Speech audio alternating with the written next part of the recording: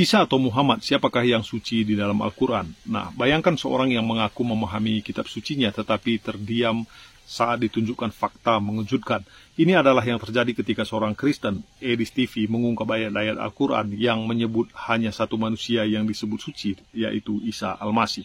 Siapa yang suci menurut Al-Quran? Nah, yang suci di situ karena mempercayakan seorang hamba. Enggak, menurut Al-Quran siapa yang suci menurut Al-Quran? Yang suci, ya Allah. Ya. Ada ya manusia Allah. yang suci. Oke, Allah yang suci ada disebutkan ayatnya. Manusia yang suci siapa di dalam menurut Al-Quran? Manusia yang suci. Ya. Itu manusia yang cuma di situ diselamatkan. Salah gimana? Coba ada Al-Quran di situ? Ada Al-Quran? Coba bukakan, bukakan Al-Quran surat Ali apa Maryam. Ayat yang ke Nah, dulu ini Quran langsung ya. Ya, silakan. Coba Quran surat Maryam surat yang ke-19. Maryam. Ya, Maryam yang 19. Makanya ini kan beda tafsir sampai luas. Ini enggak tafsir-tafsiran ini. Ayo, Al-Quran surat Maryam ayat yang ke-19. Coba saya bicara keyakinan gitu loh. Kita nggak bicara keyakinan di sini. Kalau kita bicara keyakinan nanti debat kusir. Coba apa yang tertulis dalam Al-Quran itu? Surat Maryam. Ya, ayat yang ke-17. Kita mulai dari ayat yang 17. Dulu, Maryam mana? Nomor berapa sih?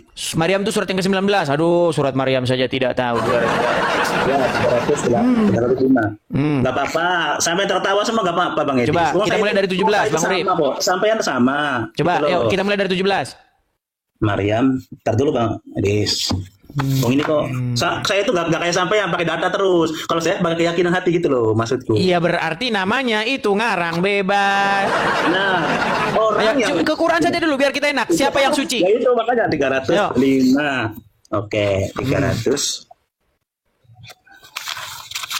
Ini ya Maryam ya ayat berapa? Kita mulai dari 17. 17 oke. Ini kan tolat ini kan itu lah artinya. Ya.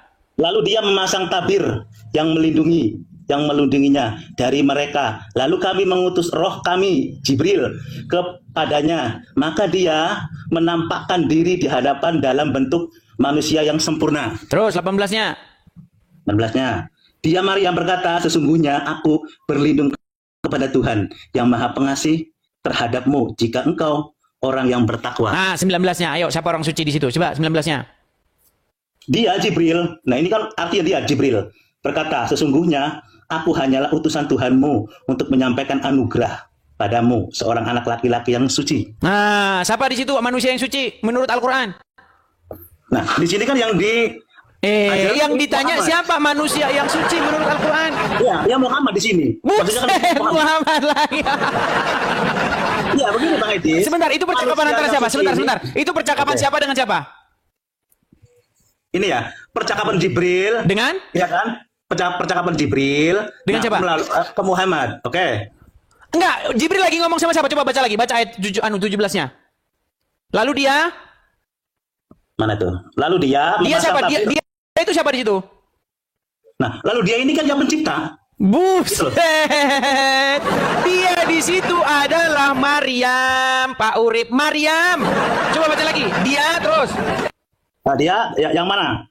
Yang 18. Coba 17-nya dibaca dulu. Lalu dia memasang tabir yang melindunginya dari mereka. Oke, siapa yang memasang tabir itu?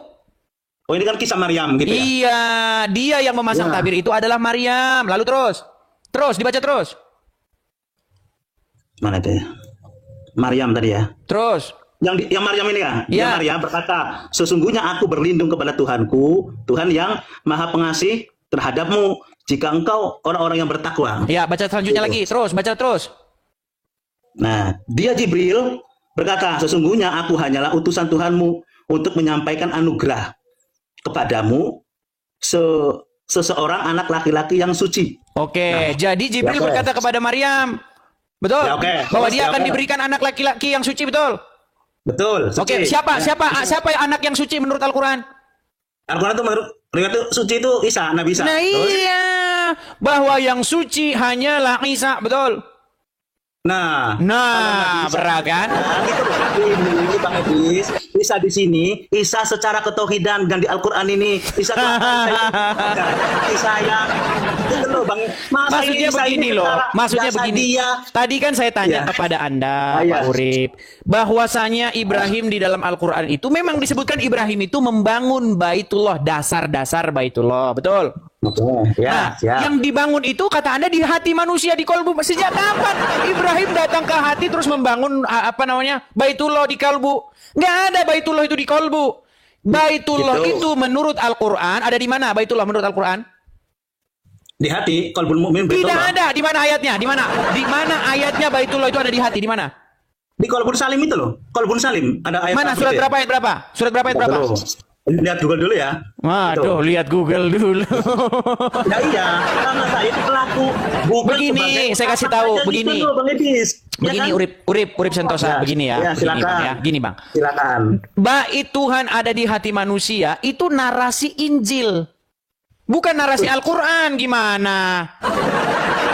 Bahwa sesungguhnya tubuhmu adalah bait Allah yang sejati. Ya. Loh, Bang, Ya. tubuhmu adalah bait Allah yang Di dalam Islam, semua manusia adalah pendosa, termasuk para nabi. Namun Al-Quran di dalam Al-Quran ya teman-teman ya, menyebut Isa sebagai anak laki-laki yang suci, berbeda dengan Muhammad yang di dalam surah 48 ayat 2 dikatakan disebut memerlukan pengampunan dosa.